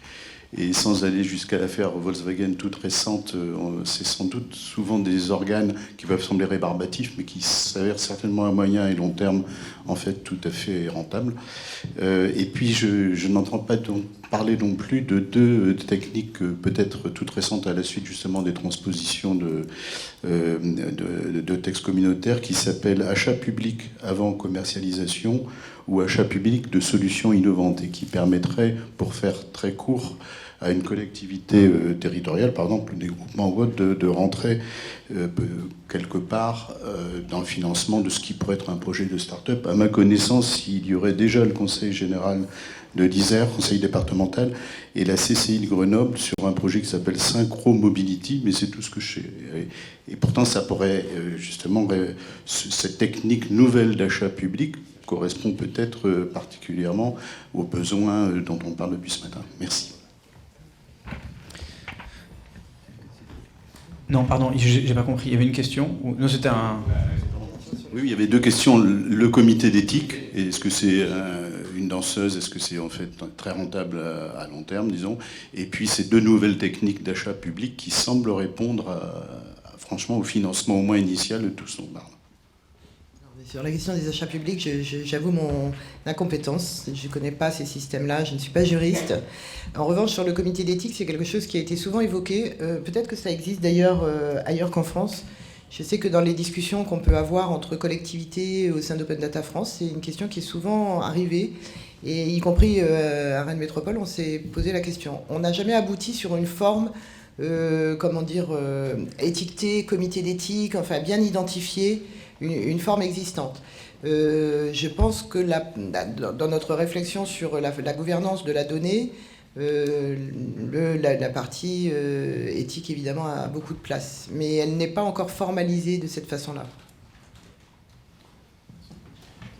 Peut-être sur la... Juste... Oui. Sur la... Jean-Marc pourrait répondre peut-être sur la deuxième partie, parce que étant nous-mêmes concernés par vendeurs de solutions innovantes, donc on essaie de bénéficier de ce type de dispositif. Aujourd'hui, on va dire que les achats, pour faire simple, au sens large, sont assez peu familiers de cette notion-là. Donc aujourd'hui, il y a beaucoup d'affichage, donc je pense que c'est des dispositifs adaptés, mais qui sont assez peu mis en œuvre au niveau des administrations et des collectivités. Mais je pense qu'évidemment, ça serait une voie parfaite.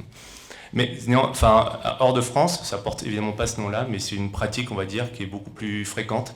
Pour vous donner juste un exemple, hein, je ne sais pas si ça rentre dans cette catégorie-là, vous prenez la ville de New York, elle s'est dit, moi ma priorité c'est d'aider mes commerçants à mieux connaître l'affluence des gens qui passent devant leur boutique pour finalement les petits commerces qui n'ont pas beaucoup d'outils de géomarketing, etc., avoir de l'information sur qui rentre pas, la typologie des gens. Et donc ils ont fait typiquement ce type d'achat, ils ont cherché une solution low cost. Alors c'est une société montée par des Français qui vivent là-bas, bon peu importe, ça s'appelle Placemeter, c'est des petites caméras low cost qu'on met sur les vitres à partir d'un téléphone mobile low cost lui-même. Donc l'investissement est très faible et ce qu'a fait la ville, c'est paradoxal, hein, là c'est l'inverse de Waze, hein, la ville s'est pris pour Waze et elle a bien fait je pense. Elle a fait un investissement peu important et elle a utilisé les leviers d'une société innovante pour mettre à disposition des moyens de ses administrés, donc en l'occurrence les commerçants, pour qu'ils aient un meilleur matériau. Voilà. Donc là, on va au-delà de l'achat, on va être dans une démarche proactive de la ville, de mettre à disposition elle-même et d'organiser complètement la collecte jusqu'à la diffusion de la donnée gratuite. Donc ça fait partie de ces investissements dont elle estime que c'est un gros levier de performance. Oui, bonjour, Geoffrey Delcroix, je suis de l'équipe d'innovation et de prospective de la CNIL. D'abord, je voulais commencer par dire que ma première question, c'était autour de la régie locale de données, donc comme elle a déjà été posée, je ne recommence pas, mais en tout cas, moi je trouve ça très intéressant comme idée. Si vous souhaitez en discuter avec la CNIL un peu en amont, moi je serais très content d'échanger là-dessus avec vous. Mais du coup, ma question, ce serait, vous avez évoqué l'idée que vous, de plus en plus, on voyait des données aussi qui étaient mises à disposition au travers de systèmes où il fallait s'enregistrer, vous avez évoqué ça, peut-être aussi d'API par exemple. Et vous l'aviez évoqué en disant que c'était peut-être par rapport à la logique d'open data, c'est un peu c'est pas de l'open data parfait. Mais moi je me demande si on n'est pas en train d'arriver à une étape où finalement les interactions entre le sujet open data et la question des données personnelles sont compliquées, ont été très compliquées. On a animé une concertation autour de ces questions, ça n'a pas été simple. Et je pense en particulier parce que de notre point de vue d'autorité de régulation, on abordait souvent des sujets où on était dans la question de on va plus ouvrir les données, ce qui ne veut pas dire aller jusqu'à 100% de la logique d'open data qui renvoie à un certain nombre de règles quand même assez nettes sur la libre réutilisation complète ou des choses comme ça. Est-ce qu'à votre avis, du coup, c'est juste une question de quelque part une espèce de retrait un petit peu par rapport à des objectifs très ambitieux, ou est-ce qu'on n'est pas peut-être en train d'aller à une deuxième étape où justement avec des logiques de gouvernance plus complexes et plus différenciées de données, plus ouvertes que ce qu'on a aujourd'hui, mais pas nécessairement à 100% de l'open data? Oui, alors je ne pense pas du tout que ce soit une position de retrait et de restriction. Je pense au contraire que c'est une volonté de mieux identifier, de mieux connaître les différents partenaires possibles qui utilisent les données. À l'étranger, la question de la confidentialité, elle se pose comme ici. Alors peut-être de manière moins exacerbée. Parce que je dis ça parce que dans les données de mobilité, par exemple, les données des passes Oyster, qui est l'équivalent du pass Navigo, mais qui est un pass à l'usage, sont aujourd'hui ouvertes. Vous avez énormément de travaux de recherche qui se font autour des données de la mobilité. Alors, c'est pas l'individu, on est bien d'accord que c'est statistique, ça reste statistique, mais il y a de la reconstitution d'itinéraires. C'est pas l'individu, il n'y a pas le numéro, les numéros sont cryptés. J'ai fait ma thèse là-dessus, alors je peux en parler, mais il y a énormément de travaux là-dessus. En France, ça reste relativement tabou encore. Ce sont des données qu'on estime qui pourraient nous amener peut-être trop loin dans la reconstitution d'itinéraires et remonter à des individus. Il y a moins de tabou là-dessus dans ce qui est mis à disposition. Par contre, il y a une claire volonté d'identifier les acteurs. Ce qui, paradoxalement, on n'a pas forcément chez nous. On n'a pas forcément ce filtre avec l'obligation de s'enrôler quelque part. Je repense à Madrid. Madrid, la première année, j'ai même pas pu remonter les noms des jeux de données qui étaient ouverts parce qu'il fallait tout de suite déclarer un numéro, quasiment un numéro ciré, etc. Donc, pour faire une étude, juste pour identifier les jeux de données ouverts. Alors, ils en sont revenus... Dans mon superbe schéma, on voyait qu'ils en sont revenus. Donc, identification, c'est pas une restriction, mais c'est peut-être au contraire d'aller plus loin vers du partenariat. C'est une question qui se pose assez concrètement. À Rennes, on avait dit par principe, puisqu'on est en open data, on ne demande rien à personne. C'est-à-dire qu'on s'interdit soi-même de savoir qui utilise nos données et pour faire quoi. Et c'est vrai que c'est un paradoxe parce que du coup, moi je suis pour cette position très ouverte parce que je sais que c'est un frein. Si vous commencez à poser des questions aux utilisateurs, bon, ils vont finir par renoncer. C'est un frein et en même temps, on voit bien qu'aujourd'hui, on a besoin d'indicateurs pour mesurer l'impact de ce qu'on fait. Et on l'a pas puisqu'on est tenu par cette grande ouverture et cette non-ingérence dans les utilisateurs. Donc il faudra bien qu'on trouve un système qui permette d'avoir un peu les deux quand même. Ce que je voulais surtout mettre sur le tapis de notre discussion, c'est le projet de loi numérique qui est ouvert au débat public depuis samedi dernier. Et je crois qu'il faut vraiment s'investir dans la réponse à ce projet qui est ouverte, même incertain sur certains points, je trouve. Alors moi, sur les sujets que nous abordons là maintenant, j'ai relevé surtout... Alors, les institutions publiques locales se verront imposer une large obligation d'ouverture, si je comprends bien, y compris pour leurs services commerciaux. Donc ça, c'est une innovation importante. Il y a une disposition intéressante sur les délégations de services publics, qu'on en parlait tout à l'heure, sur les délégataires de services publics, mais je la comprends comme imposant l'ouverture des données dans la limite et selon les modalités de ce qui aura été prévu dans le contrat de délégation. Donc c'est pas une obligation systématique, enfin ce que j'ai compris. Et il y a une obligation qui va peser aussi sur les organismes subventionnés. Bon. Ça, c'est intéressant. Alors, ce que j'ai relevé aussi, c'est sur la question de la gratuité, je ne trouve pas, je ne sais pas ce qu'en pensent ceux qui l'ont lu, moi je ne trouve pas le texte d'une clarté folle, loin de là. Il parle de liberté d'utilisation, mais il ne se prononce pas sur cette question de la gratuité, qui malgré tout, enfin qui est évidemment un aspect très très très très sensible. Alors, il y a un service public de la donnée qui apparaît quelque part, mais qui n'est pas un service public local, qui est un service public national. Là, je serais content de vous entendre parce que je n'ai pas très bien compris. En gros, le gouvernement serait en charge de définir des données de référence dont la qualité serait garantie de je ne sais quelle manière. Ça, je n'ai pas totalement compris. La dernière chose que je voudrais dire, c'est que, me référant à ce que vous avez dit vous-même, très vite, on se dit, on s'est dit tout à l'heure pour les infrastructures, on se dit maintenant pour les données, qu'il y a besoin de définir un jour ou l'autre les pouvoirs régulateurs, les pouvoirs d'encadrement des collectivités. Et je ne crois pas qu'on puisse se contenter éternellement de dire elles vont s'entendre, elles vont combiner des partenariats ad hoc avec les partenaires privés innombrables qui sont sur le coup et que ça va résoudre tous les problèmes. Il faudra vraisemblablement trouver des systèmes. Et il y a, à mon avis, dans le projet de loi numérique, il n'y a pas de l'once du début de l'abord de ce problème-là.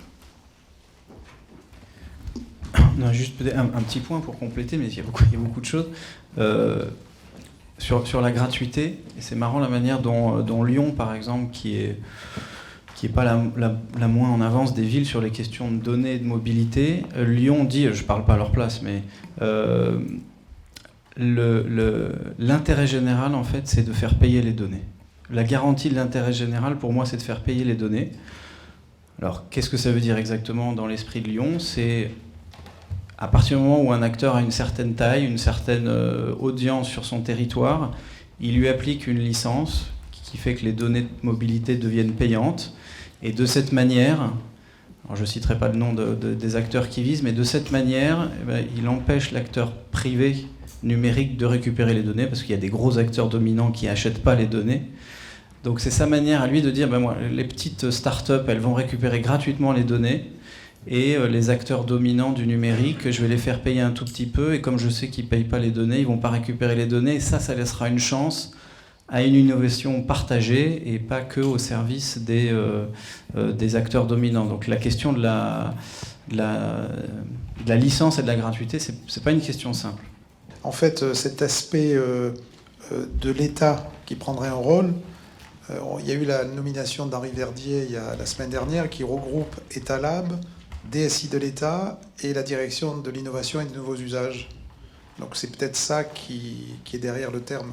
Je ne sais pas, c'est une question que je pose. Je ne sais pas si quelqu'un d'autre a un complément. La notion de service public, je crois. Non, effectivement, l'indication que nous donne la nomination d'Henri Verdier à ce poste important, à mon sens, c'est effectivement de dire il faut relier, et c'est aussi ce que semble dire la loi, c'est-à-dire qu'un service public de la donnée, c'est pas seulement identifier les données publiques ou les données d'intérêt général, c'est aussi dire comment est-ce qu'on peut en faire quelque chose et garantir ou essayer de garantir que la notion des usages, pardon. Voilà, un niveau d'usabilité. Alors, c'est aussi un autre élément que j'ai évoqué, c'est le fait que l'administration tire elle-même bénéfice de l'usage de ces données. C'est-à-dire que ça, c'est quelque chose qui est promu depuis longtemps par étalable et probablement davantage maintenant qu'Henri Verdier prend la direction de la DNSX, c'est de faire en sorte que l'administration, au sens large, elle-même se regarde ses propres données pour essayer d'améliorer sa performance. Et je pense que le service public de la donnée, c'est aussi ça. C'est évidemment garantir un certain nombre de données de référence publiées gratuitement, etc. Mais c'est avant tout dire que la culture de la donnée, pour faire simple, elle soit en fait inscrite dans pas simplement la Cour des comptes, mais partout, quoi. Ça veut dire aussi que ça rejoint la question qu'on peut-être, ou en tout cas de loin, ça rejoint la question de la gratuité. C'est-à-dire, à Rennes, on a bien fait nos calculs. Je veux dire, rendre les données payantes, ça nous coûte plus cher que de les donner gratuitement. Et donc, il faut quand même être un peu efficace aussi. Et tout simplement, je ne crois pas que le problème soit vraiment sur la gratuité des données brutes. C'est évidemment tout ce qu'on a dit tout à l'heure sur les API ou sur les usages qui, à mon sens, là, est la question de la valeur. En soi, une donnée, elle ne dit pas grand-chose. C'est le récit que vous produisez à partir de cette donnée qui a du sens et qui peut avoir de la valeur. Et là, on peut avoir des récits contradictoires et donc des intérêts divergents. Mais vendre de la donnée, honnêtement, on a tout retourné dans tous les sens, ça n'a pas de sens pour nous. Et je suis d'accord qu'il n'y a pas de grands méchants et de petits gentils. C'est-à-dire qu'après, la question, c'est que je pense sur un territoire, il y a un écosystème animé. Quand vous avez des gros opérateurs industriels présents, c'est logique pour une collectivité de travailler de concert avec eux et peut-être dans une position moins, on va dire, cloisonnée qu'avant. L'open data doit le permettre. Et c'est peut-être pas en les faisant payer parce qu'ils seraient plus gros qu'on crée un contexte favorable au dialogue. Une dernière remarque, c'est qu'à Singapour ou à Londres, il y a des autorités qui mettent en place des dashboards, donc des tableaux de bord. Et vous avez à Londres le City Dashboard, qui avait été initié en 2012 avec les Jeux Olympiques, mais qui permettait de faire un mash-up, donc de compiler un certain nombre de données ouvertes, de le faire pour son propre compte. Et à Singapour, ils ont carrément une autorité chargée de mettre en place ce qu'ils appellent la Smart Nation, parce qu'ils sont passés à la Smart Nation. Après la Smart City, ils trouvent que c'est un État-nation, donc c'est plus facile chez eux. Et ils ont ce qu'ils appellent Dashboard Entity, donc ils ont une entité en charge de mettre un tableau de bord, qui est un tableau de bord urbain. Donc un tableau de bord qui prend en compte... Voilà. Donc c'est peut-être la volonté de s'aligner un petit peu sur ce qu'on observe dans d'autres Smart Cities. Peut-être encore une ou deux questions. Oui. Moi, je voulais juste donner un complément d'information là, sur l'affaire de la régie de données. En fait, l'idée, elle a été émise par une étude de la FNCCR, donc la Fédération nationale des collectivités concédantes et des régies, qui a été établie par Tactis et qui est disponible sur leur site. C'est d'eux que vient l'idée de la régie. Maintenant, moi, je me permets quand même de souligner une limite, c'est que ce qui fait la force de la data, c'est quand même l'analyse, et les data scientists, il faut pouvoir se les payer. Enfin, on a quelques exemples en France. Je pense à Randindi, qui a travaillé sur le calcul du remplissage des trains en Ile-de-France. Bon, sa boîte actuellement est susceptible d'être achetée par Google. Enfin, il en veut pas, mais bon, c'est bien l'institution, mais derrière, il faudra quand même les hommes. C'est sûr qu'il faut des hommes et même des femmes, des fois, pour traiter toutes ces données et en faire quelque chose d'intelligent. Quant à la paternité de l'idée, vous me l'apprenez. Je fais partie de ces gens un peu bas de plafond qui pensent que les données appartiennent à ceux qui les mettent en œuvre. Moi j'avais une dernière question. En fait, dans une une utopie de réplication de ces bonnes pratiques dont vous nous parlez. Donc la régie locale de données, on a beaucoup finalement discuté au cours de la table ronde de la manière de récupérer, de la manière de diffuser, la manière d'interopérer. Est-ce que, au stade où vous êtes, soit de vos expériences, soit de votre recherche, soit de votre pratique professionnelle, est-ce que vous êtes capable aujourd'hui de faire des corrélations entre l'intérêt de jeux de données par rapport à d'autres en fonction d'objectifs? Puisqu'on a bien vu tout à l'heure que pour éclairer le maître d'ouvrage et savoir ce qu'il peut attendre du chemin qu'il veut emprunter, du résultat, il faut savoir quel jeu de données associer. J'ai bien aimé l'explication que vous avez donnée sur quelque chose qui a été fait à titre expérimental. Je vous redemanderai après plus de détails. Donc, est-ce que vous, à Rennes, par exemple, vous avez observé qu'il vous manquait tel jeu de données par rapport à telle demande politique ou par rapport à tel indicateur? Est-ce que vous en êtes déjà à ce stade d'avancement? Oui, certainement, il y a des données qui manquent. Et en tout cas, des données qui manquent, par exemple, les données qui sont associées à... et qui nous permettraient une évaluation beaucoup plus fine de l'action sociale. Voilà une politique forte de notre collectivité qui revendique une action en termes de sociétale, en tout cas sociale, et d'action sociale dans les quartiers en particulier. Ces données-là sont très disparates. Et elles sont toujours gérées par des intermédiaires. C'est-à-dire qu'il y a des données statistiques au départ, il y a des données d'usage des services de l'autre, et en ce moment, pour l'instant, ces données-là ne sont pas forcément rapprochées, en tout cas pas de façon très pertinente, ou en tout cas très parcellaire. Voilà. Je pense que les données ne manquent pas, elles sont plutôt... ce qu'on constate le plus, c'est qu'il y a des données dont on croyait qu'elles n'avaient pas de valeur, qui en ont beaucoup. Ça aussi, c'est un autre aspect. Je pense en particulier à tout ce qui concerne notre travail sur l'accessibilité de l'espace public, les données qui ont été utilisées pour faire une application qui s'appelle HandiMap, utiliser des données je raconte ça souvent, mais vous savez, des hauteurs de bateaux sur les trottoirs.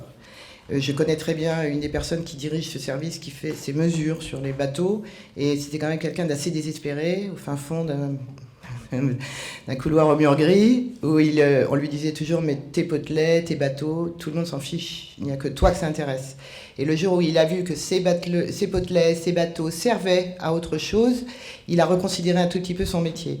J'exagère à peine, c'est juste une petite histoire, mais elle est quand même, le fond est vrai. C'est-à-dire qu'on constate les difficultés d'avoir des données complètes, on constate aussi la difficulté, ou peut-être le fait qu'on ne connaissait pas très bien l'impact de certaines données. Voilà, c'est aussi ça que ça nous sert. Si je peux compléter, moi n'étant pas familier du concept de régie locale de données, votre ambition, c'est de faire un INSEE métropolitain?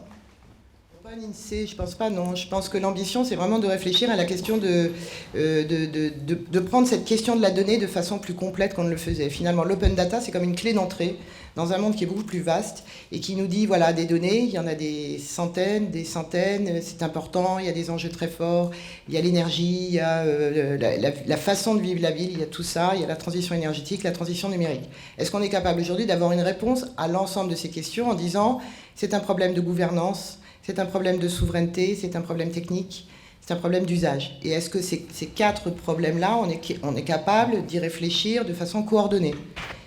C'est encore une fois, c'est embryonnaire et j'ai pas de réponse.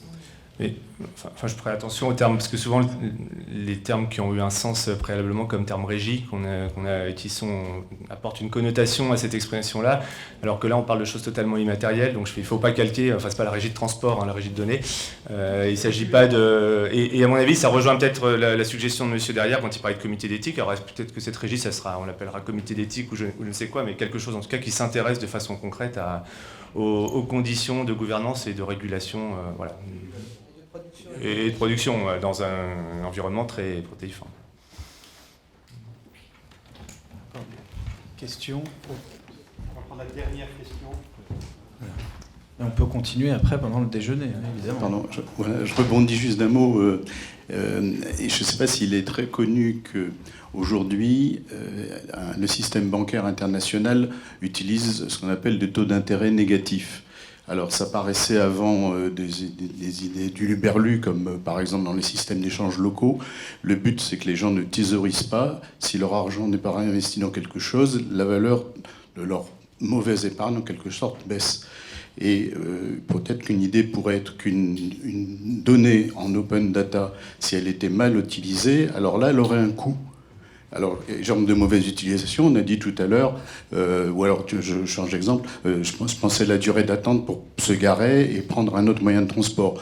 Ou alors ici, on a pour aller à Orly, on a le bus, on a Orlyval, on a le RER, etc.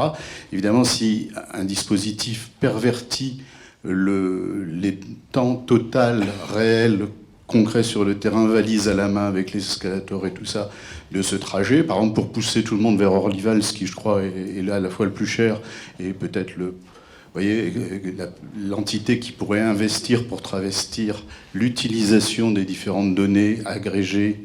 Vous voyez, là, il y aurait éventuellement un système qu'un comité d'éthique pourrait prôner de renchérir le coût de l'utilisation s'il s'avère qu'on décide qu'il est pervers. Je crois que sur ce type de risque, en tout cas celui que vous avez décrit, enfin là on réfléchit entre gens un peu. Oui, on prend aussi notre valise pour aller à Orlyval, mais les gens qui utilisent ce type de service vont faire preuve de discernement assez vite. Hein. Ils vont utiliser je ne sais quel réseau social pour dire que le système est totalement perverti. Pas le touriste étranger qui vient. Si. Le touriste étranger prépare son voyage avec TripAdvisor ou autre système, ou avec. Je crois qu'aujourd'hui, ce qui change complètement aussi dans la discussion qui aurait été très différente peut-être il y a 15-20 ans, c'est qu'il y a un certain nombre de systèmes, de plateformes collaboratives, quelle que soit leur nationalité, qui font que les gens sont interconnectés en dehors de ce que peut bien leur organiser la ville ou autre. Et c'est avant tout là que les gens se rencontrent et font des choses. Et donc je crois que ce type de risque, il existe, je ne dis pas qu'il n'existe pas, mais il va être vite contrecarré par l'usage, parce qu'on s'intéresse davantage à la valeur d'usage qu'aux conditions de mise à disposition. Et à la limite, c'est intéressant ce que vous dites sur les taux d'intérêt négatifs, j'y avais jamais pensé. Moi je dis toujours que effectivement, une donnée qui ne circule pas, elle n'a pas de valeur, comme l'argent, on devrait faire payer ceux qui ne font pas circuler, effectivement. Ça, c'est le taux d'intérêt négatif sur les données, et ça c'est à mon avis la bonne voie. Il y a une réaction qui sera toute dernière. Peut-être en attendant, je veux peut-être... Oui, merci. Juste une question sur votre régie. Comment vous abordez le sujet du stockage des données, data center local? Est-ce que chaque collectivité... parce que je connais un certain nombre de collectivités qui raisonnent un peu comme ça sur le contrôle des données. Ça va jusqu'au contrôle du data center. Et donc, on risque de voir comme ça émerger tout un réseau de data center pour chaque collectivité. Et on connaît le principe français de la multiplicité des niveaux. Et donc, comment ça s'articule? Première question. Et deuxième question sur Etalab. Ma connaissance, ça ne traite que des données publiques étatiques. Et donc, du coup, à quoi ça peut servir et comment ça s'articule avec les données des collectivités? Pour l'instant, de ce que je sais, pas beaucoup. Et donc, quel service commun les pouvoirs publics français, tout niveau confondu, État, je lui mets la Caisse des dépôts, c'est pas un service public, mais enfin, un peu, et collectivités peuvent avoir comme projet? Comment vous abordez ce sujet? Bon, alors juste sur la régie, encore une fois, n'y voyez pas une structure qui existe déjà et qui est tout à fait rationnelle, etc. La question de l'hébergement des données, elle est capitale. Évidemment, des débats là-dessus. Il y a un certain nombre d'élus, en particulier chez nous, qui prônent effectivement la création de data centers qui seraient entièrement contrôlés par la force publique. Bien sûr, ça existe. La question de l'échelle, évidemment, vient tout de suite, parce que c'est un data center pour qui? Pour les 43 communes de Rennes? Est-ce que c'est un data center avec le département, puisqu'on a aussi des liens avec eux sur leurs données ou sur certaines des données? Bon voilà, tout ça n'est pas évidemment tranché. Je pense que, encore une fois, c'est politique. Jusqu'où on veut aller dans cette gouvernance de la donnée, la question se pose. Juste une réponse, un complément de réponse à la question qui a été posée par M. Lévy. Le SGMAP lance le programme de développement de l'administration numérique territoriale. Oui, j'allais en parler territoire, vous voulez dire territoire prédateur.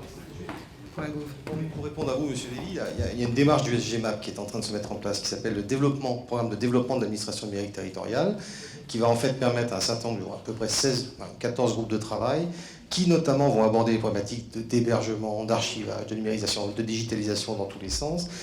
Et ça sera l'occasion de rencontres entre des opérateurs, des collectivités publiques, des éditeurs, enfin on se retrouvera tous, et notamment la question des data centers, régionaux ou pas, sera évoquée dans le cadre donc, de ce programme. Ce qui est intéressant de savoir quand même, juste pour cette question d'Etalab, c'est que la question d'Etalab et des collectivités était posée dès le début, et qu'avec Open Data France en particulier, on a des groupes de travail, de réflexion avec Etalab, l'idée étant de dire, S'il y a des données qui sont publiées par les collectivités territoriales, ils sont de meilleure qualité que la donnée, dans le cas où il y a des données identiques au niveau national et au niveau local.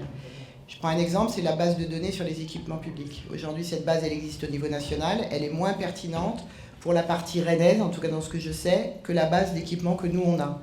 La question est de travailler pour dire, il faut aider les utilisateurs à n'avoir qu'un point d'entrée s'ils en ont besoin, et ils ont la base nationale. Mais si la base locale est meilleure, alors on fait remonter ces données-là de façon à améliorer la base nationale. Et qu'il faut trouver un équilibre entre ce qu'on produit localement et ce qu'on va produire nationalement, et comment on va chercher nationalement.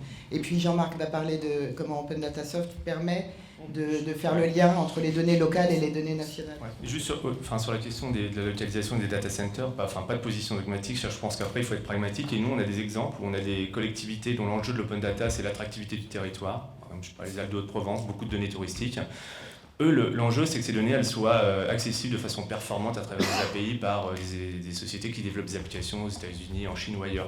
Donc, le data center local, ils ont vite oublié pour des questions de performance. À un moment donné, il faut être. Voilà, et en revanche, sur le même territoire, on peut se dire que certaines données, autres données, répondent à d'autres enjeux, vont être stockées plus localement, voire sur un cloud national de droit français. Est-ce qu'on va leur proposer un cloud watt, un immergé ou autre, en fonction s'ils ont des exigences. Et donc, c'est pas tout au même endroit. De la manière qu'il n'y a pas une façon de considérer les données. Il y a plusieurs catégories de données, comme vous l'avez évoqué.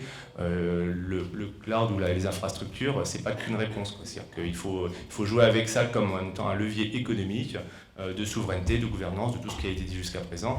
Et il est logique qu'une collectivité, elle monte en compétence et elle soit capable d'adresser ces problématiques-là de façon avec discernement et faire les bons choix, quoi. Et il n'y aura pas un cloud national ou un cloud régional ou un cloud mondial. Et ça n'a pas de sens non plus.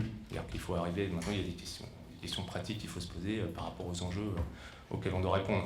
Après, sur le lien entre national, local, etc., je pense que la réponse, elle est un peu dans ce que j'essayais de dire tout à l'heure sur le réseau, espèce de réseau de données, qui est les différents acteurs travaillent avec l'open data à l'interopérabilité. C'est quand même ça le sujet.